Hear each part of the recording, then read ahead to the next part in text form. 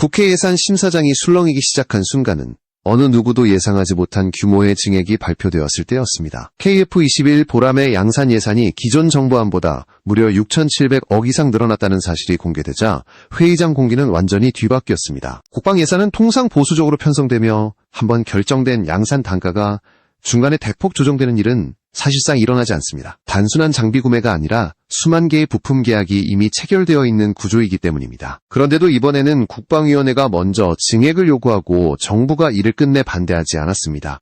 이는 절대로 우연이 아닙니다. 명백히 기존의 흐름과 다른 방향성이 존재한다는 뜻입니다. 특히 외신들은 한국 국회의 이번 움직임을 매우 이례적인 신호로 받아들이며 한국 항공전력체계가 새 국면으로 진입하고 있다고 분석했습니다. 중동 전문지 알라흐르 인사이트는 한국이 내년부터 전투기 운영 구조 자체를 재편할 가능성을 언급하며 최근의 증액은 단순한 예산 정책이 아니라 전략적 전환의 서막이라고 강조했습니다. 유럽 군사 전문지 밀리터리 리뷰 역시 이번 조치를 한국 방산의 브랜드 이미지를 세계 시장에 본격적으로 투입하기 위한 예비 단계라고 진단했습니다. 왜 한국 국회가 갑자기 이 정도 규모를 밀어붙였는가? 바로 이 질문에 대한 해답은 블랙 이글스의 변화 가능성에서 시작됩니다. 한국 공군의 고난도 비행시범팀은 지금까지 TO-50을 기반으로 운영되어 왔습니다. 이 기체는 고기동 항공 시범을 위해 항전 장비 일부를 축소하고 비행 특성을 극대화한 플랫폼이지만 장거리 운항에는 치명적인 제약이 있습니다. 공중급유가 어렵고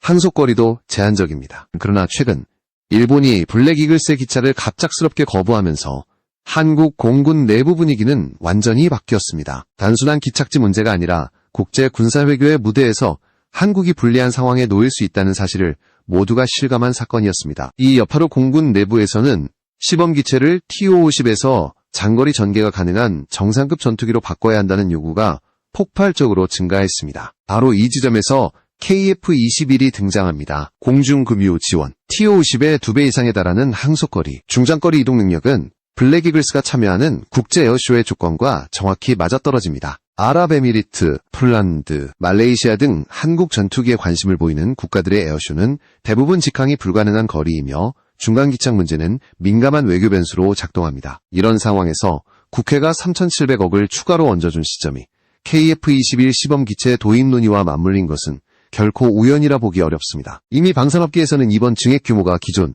양산 안정화 조치로 보기엔 지나치게 크다는 분석이 나오고 있습니다. KF-21 양산 1차분 20대, 2차분 20대 이상 총 40대 규모의 초기 양산 물량은 이미 단가가 고정된 상태입니다. 중간에 변동될 이유가 없습니다. 그런데도 수천억 단위로 예산이 늘어났다는 점은 기존 물량 이외에 추가 생산분이 포함되었을 가능성을 강하게 시사합니다. 실제로 TO-50 대신 KF-21을 블랙 이글스에 투입하려면 최소 8대가 필요하고 한 대당 약 700억 수준에 도달할 수 있는 시범용 경량 구조 조정을 고려하면 총 비용은 대략 5,600억 수준이 됩니다. 이번에 증액된 6,700억과 매우 유사한 규모입니다. 이 숫자는 단순히 우연의 일치라고 보기 어렵습니다. 이 모든 정황을 종합하면 한국 국회는 단순히 예산을 늘린 것이 아니라 KF-21을 한국 항공산업의 대표 브랜드로 세계 시장에 직접 던져넣기 위한 준비 단계를 만들어 놓은 셈입니다. 미국이 F-18로 블루엔젤스를 운영하고 프랑스가 라파엘로 에어쇼를 장악하며 브랜드 가치를 끌어올렸던 것처럼 한국이 이제 자신만의 전투기를 시범 기체로 사용하는 단계에 진입하려는 것입니다. 이번 예산 증액은 바로 그 출발점이라는 점에서 의미가 큽니다. 블랙 이글스의 기종전환 논의가 급격히 힘을 얻기 시작한 이유는 단순히 일본의 기착지 거부 사건 때문만이 아닙니다. 공군 내부에서는 이미 몇 년 전부터 장거리 전개 능력 부족이 반복적으로 문제로 제기되어 왔습니다. TO-50 플랫폼은 고난도 공중시범에는 최적화되어 있지만 항속거리와 작전 지속 능력에서 명백한 한계를 안고 있습니다. 특히 국제 에어쇼 참여가 늘어나면서 기존 기체의 제약은 구조적인 걸림돌로 작용했고 공군은 실질적인 대안을 찾을 수밖에 없는 상황에 놓였습니다. 이 문제를 해결하기 위해서는 공중급유가 가능하고 장거리 비행을 안정적으로 수행할 수 있는 고성능 전투기가 필수적이었습니다. 이런 이유로 공군이 KF-21을 시범 기체 후보군으로 검토하기 시작한 것은 매우 자연스러운 흐름이었습니다. KF-21의 최대 항속거리 2,900km는 기존 시범 기체와는 비교가 어려울 정도의 장점이며 공중급유가 가능한 플랫폼이라는 점은 국제 행사 이동 시 발생하는 외교적 불확실성을 제거하는 핵심 요소였습니다. 실제로 중동, 유럽, 동남아시아 대부분의 전투기 전시회는 중간 경유지가 필요한 장거리 이동을 요구하고 TO-50은 일본과 대만 같은 기착지 협조 없이는 운용이 거의 불가능합니다. 그러나 일본의 거부 사태 이후 한국은 더 이상 외국의 선택에 따라 시범기체가 묶이거나 일정이 흔들리는 구조를 유지할 수 없다는 공감대가 공군 내에서 형성되었습니다. 이런 환경 변화 속에서 KF-21은 단순한 대체기체가 아니라 공군의 국제적 위상을 다시 설정할 수 있는 전략적 선택지로 부상했습니다. 블랙 이글스의 주요 임무가 고난도 비행을 통한 홍보와 외교적 효과라는 점을 고려하면 세계 시장을 향해 직접 메시지를 전달할 수 있는 플랫폼을 도입하는 것은 단순한 장비 교체 이상의 의미를 갖습니다. 미국의 블루엔젤스가 FA-18을 통해 자국 항공 기술력을 과시하고 프랑스가 라파엘 기반 시범팀을 통해 전투기 수출 성공의 발판을 마련했던 것처럼 한국 역시 자신이 만든 고성능 전투기를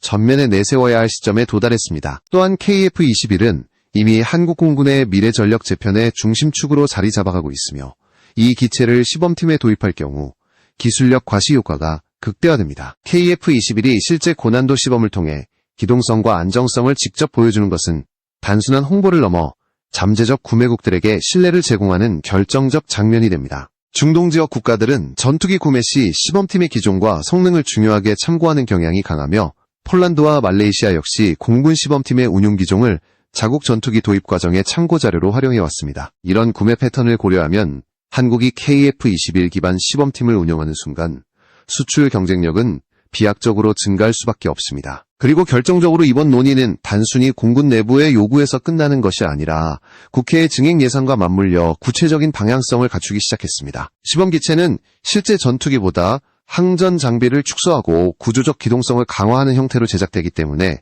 양산 단가가 크게 낮아집니다. 이 과정에서 필요한 추가 생산 개수는 대략 8대 전후로 추정되며 이는 시범팀의 기존 편제와 동일합니다. 공군은 오랫동안 블랙 이글스를 8대로 유지해왔습니다. 이런 구조가 KF-21에도 그대로 적용될 수 있다는 점에서 현실적인 도입 가능성이 더 높아지고 있습니다. KF-21을 기반으로 한 시범 기체는 항전 장비를 최소화하고 대신 고기동 능력을 극대화하는 방식으로 제작될 것이며 이는 공군이 고난도 공중 시범을 펼치는데 더욱 적합한 조건을 제공합니다. KF-21은 저속 안정성, 고속 선회 능력, 고고도 상승률 등에서 TO-50을 압도하는 성능을 갖고 있어 시범 기체로서의 기동 스펙이 한 단계 상승합니다. 이러한 변화는 단순히 화려한 비행을 보여주는 데에서 끝나는 것이 아니라 한국 공군과 한국 항공 기술력 전체의 신뢰도를 끌어올리는 데 결정적인 역할을 하게 됩니다. KF-21 추가 생산 의혹이 본격적으로 제기되기 시작한 결정적인 계기는 예산 구조에서 드러난 수치적 모순 때문이었습니다. KF-21 양산은 이미 단계별 단가가 확정되어 있으며 조립 공정에 들어가는 30만 개 이상의 부품 대부분이 계약 단가로 묶여 있어 중간에 예산이 대폭 변경되는 구조가 아닙니다. 그럼에도 불구하고 수천억 원대의 대규모 증액이 이뤄졌다는 사실은 기존 물량과는 다른 항목이 예산에 포함되었음을 강하게 시사합니다. 방산업계 관계자들 사이에서는 이번 예산 증액이 명확히 기존 양산분이 아닌 새로운 생산분일 가능성이 높다는 분석이 빠르게 퍼졌습니다. 여기에 더해 인도네시아 분담금 문제도 이번 의혹에 무게를 더하고 있습니다. 인도네시아가 분담해야 할 KF-21 개발비 약 1조 1천억 중 상당 금액은 여전히 회수되지 못한 상태였고 정부가 이를 대신 부담하려는 움직임이 여러 차례 있었지만 국회는 그때마다 이를 강하게 거부해왔습니다. 그러나 이번에는 상황이 정반대입니다. 국회가 먼저 예산을 대폭 증액한 것입니다. 방산 정책에서 이 정도의 선에는 쉽게 보기 어렵고 이는 곧 한국이 KF-21 사업을 단순 전력 확보가 아닌 국가 전략 자산으로 바라보기 시작했다는 증거로 해석될 수밖에 없습니다. KF-21의 초기 양산 물량은 1차분 20대, 2차분 20대 이상으로 총 40대 규모입니다. 하지만 방산업계는 이 물량 외에 별도의 추가 생산분이 예산에 고려된 것으로 보고 있습니다. 특히 블랙 이글스 도입이 논의되면서 초기 논의 단계에서 오랫동안 사용되어 온 8대 편제로 자연스럽게 시선이 모였습니다. 시범기체는 일반 전투기 대비 가격이 크게 낮아지는데 이는 항전 장비를 일부 제거하고 기동성을 강화하는 구조조정을 거치기 때문입니다. 이 경우 한 대당 가격은 약 700억 수준으로 떨어질 수 있으며 8대를 생산할 경우 대략 5,600억이 필요한데 이번에 증액된 총 6,700억과 거의 일치합니다. 예산을 역산했을 때 8대 규모가 정확히 맞아떨어진다는 점은 우연으로 보기 어렵습니다. 방산 전문가들은 오히려 너무 정확하게 수치가 들어맞기 때문에 이 증액이 기존 양산 안정화 조치라기보다는 블랙 이글스용 KF-21 생산 예산일 가능성이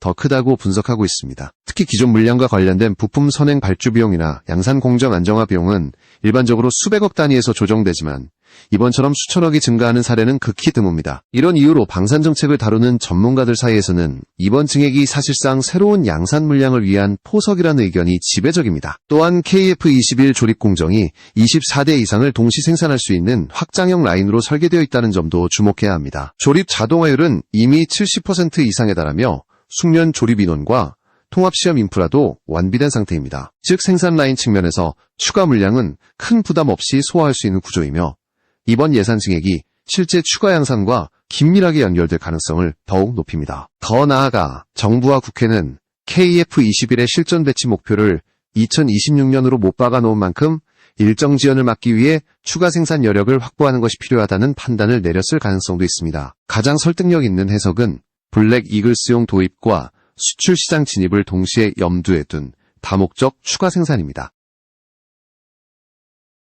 한국이 KF21을 국제 에어쇼의 상징으로 만들고자 한다면 시범 기체용 물량을 확보하는 것뿐 아니라 수출용 초기 배치량을 서둘러 준비해야 해외 정부와의 협상에서 인도네시아 리스크를 고려한 자금의 완충 효과까지 포함하면 이번 증액은 단순한 양산 확보가 아니라 한국 항공산업의 전략적 확장을 위한 기반 구축이라는 평가가 나옵니다. 이런 흐름을 감안하면 KF21 추가 생산설은 단순한 추측이 아니라 구조적으로 매우 높은 개연성을 가진 분석이라는 점이 분명해집니다. KF21을 블랙 이글스 시범 기체로 도입할 경우 얻게 되는 전략적 효과는 단순한 홍보를 훨씬 넘어섭니다. 국제 무대에서 항공전력은 단순한 군사 장비가 아니라 외교적 영향력과 산업 경쟁력을 동시에 상징하는 도구로 작용합니다. 미국의 블루엔젤스가 세계 각국에서 FA-18을 선보이며 미국 항공우위 이미지를 굳혀온 것처럼 한국도 이제 자체 개발 전투기를 기반으로 글로벌 메시지를 발신할 수 있는 단계에 도달했습니다. KF21이 국제 에어쇼의 중심에 서는 순간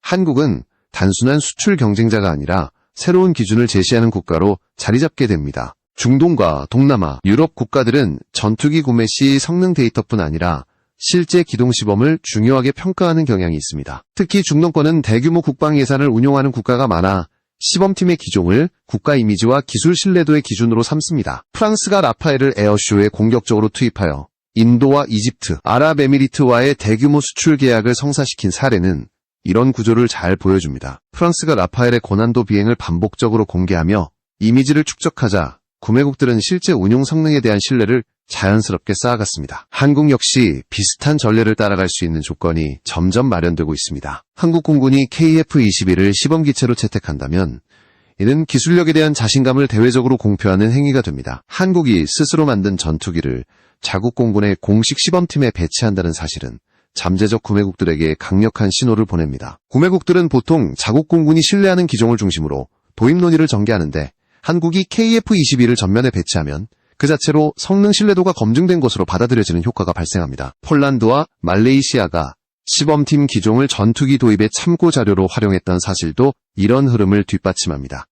이와 함께 블랙 이글스의 장거리 전개 능력 향상은 국제 외교의 무게중심까지 바꾸게 됩니다. 기존 TO-50은 일본과 대만 등 기착지 확보에 따라 이동 일정이 크게 좌우되는 구조였고 이는 외교적 불확실성을 초래했습니다.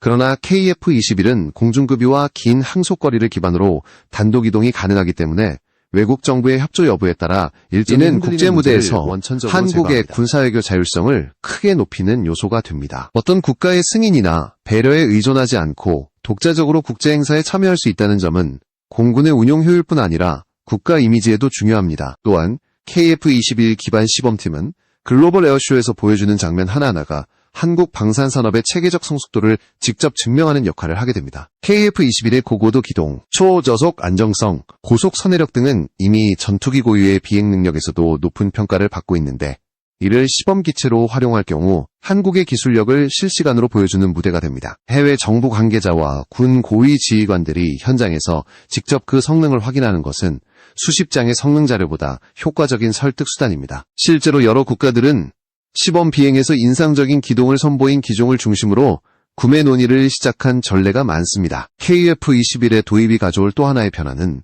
한국이 전투기 수출 선진국 반열에 확실히 들어섰다는 상징적 의미입니다. 지금까지 세계항공시범팀은 대부분 자국 전투기 개발이 가능한 국가들이 운영해왔습니다. 미국은 FA-18, 프랑스는 라파엘, 러시아는 수호의 계열을 사용해왔습니다. 만약 한국이 KF-21을 시범기체로 채택한다면 이는 한국이 기술 독립을 넘어 세계 시장에서 영향력을 행사할 수 있는 국가로 성장했다는 선언과도 같습니다. 이런 상징적 의미는 수출 시장에서 신뢰도를 극대화하는 데 강력한 효과를 발휘합니다. 국제안보 환경 변화 속에서 한국은 더 이상 조용히 기술 개발만 하는 단계에 머물 수 없습니다. KF-21을 중심으로 한 항공산업 전략은 한국이 독자적 브랜드 전력을 갖춘 국가로 도약하기 위한 필수적인 기반이며 이번 예산 증액은 그 방향성을 국회가 공식적으로 승인한 것으로 해석될 수 있습니다. 블랙이글스의 기종 전환은 단순한 교체 작업이 아니라 한국이 항공기술 강국으로서의 입지를 굳히는 첫 번째 신호탄이 될 가능성이 높습니다. KF-21이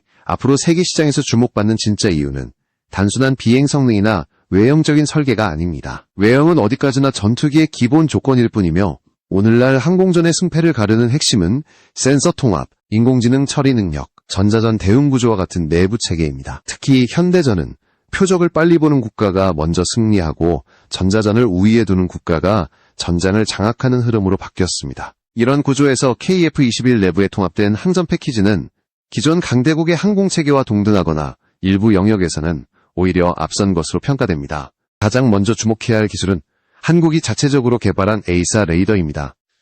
이 레이더는 단순히 표적을 탐지하는 장비가 아니라 기체가 받는 레이더 반사 신호를 실시간으로 분석해 AI가 기체의 자세를 자동으로 조정함으로써 탐지 확률을 낮추는 능동 회피 기능을 구현하고 있습니다. 이런 능동 레이더 관리 구조는 사실상 스텔스 성능의 일부를 기체 내부 알고리즘으로 흡수한 형태이며 기존 패시브 스텔스와는 다른 차원의 기술입니다. 한국은 이를 통해 탐지 회피율을 70% 후반대까지 끌어올린 것으로 알려져 있으며 이는 실전 기준에서 매우 높은 수치로 평가됩니다. 또한 KF-21에 탑재된 전자광학 추적 시스템 EOTS는 적 미사일 발사 직전에 발생하는 열신호 변화를 포착할 수 있는 알고리즘을 적용하고 있습니다. AI가 미사일의 열 패턴을 학습해 평균 대응 시간을 1초 미만으로 단축시킨 이 시스템은 조종사가 육안으로 확인할 수 없는 구간까지 탐지 범위를 넓혀 실전 생존성을 크게 강화합니다. 이런 구조는 공격을 방어하는 단계를 넘어 공격 징후를 미리 파악하고 회피 기동을 선제적으로 수행할 수 있는 기반을 제공합니다. 여기에 결합되는 DRFM 기반 전자전 모듈은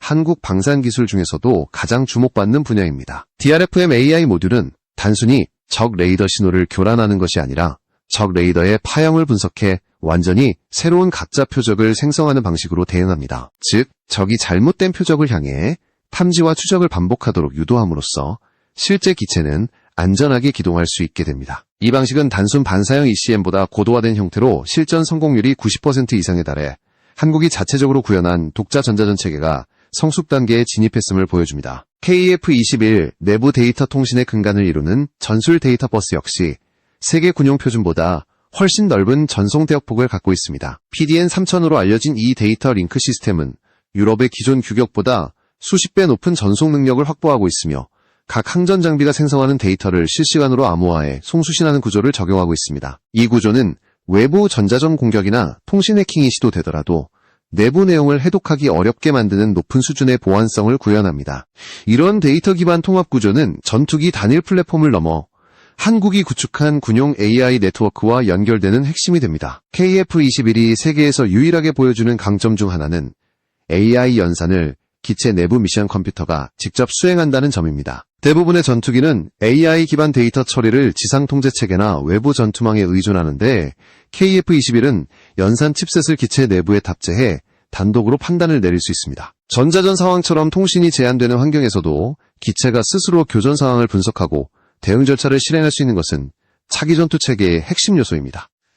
한국이 이 구조를 구현한 것은 단순한 기술 확보 이상의 의미를 가지며 전장 통합 능력에서 강대국과 어깨를 나란히 할 수 있는 기반을 갖추었다는 평가를 받는 이유입니다. 또 하나 주목해야 할 요소는 KF-21의 열관리 시스템입니다. 고출력 항전 장비가 좁은 공간 안에 밀집된 현대 전투기에서 열관리는 가장 복잡한 난제 중 하나로 꼽힙니다. 한국은 기압 변화에 따라 냉각 유로를 자동 조정하는 능동 냉각 기술을 적용해 기존보다 30% 이상 효율을 향상시켰습니다. 이는 장시간 고기동 상태에서도 센서 오류나 통신 장애가 발생할 확률을 획기적으로 낮추며 실전 운영 안정성을 보장하는 중요한 기술입니다. 이 모든 기술들이 통합된 결과 KF-21은 단순히 4.5세대와 5세대의 중간 단계가 아니라 사실상 AI 기반 6세대 전투체계에 가장 가까운 플랫폼으로 평가되고 있습니다. 한국이 개발에 투입한 비용이 다른 국가에 비해 훨씬 적음에도 불구하고 높은 완성도를 보여주는 이유는 개별 기술보다 체계 통합 능력이 뛰어나기 때문입니다. 한국이 KF-21을 통해 확보한 건 기체 성능이 아니라 전장 설계 능력이라는 평가가 나오는 것도 같은 맥락.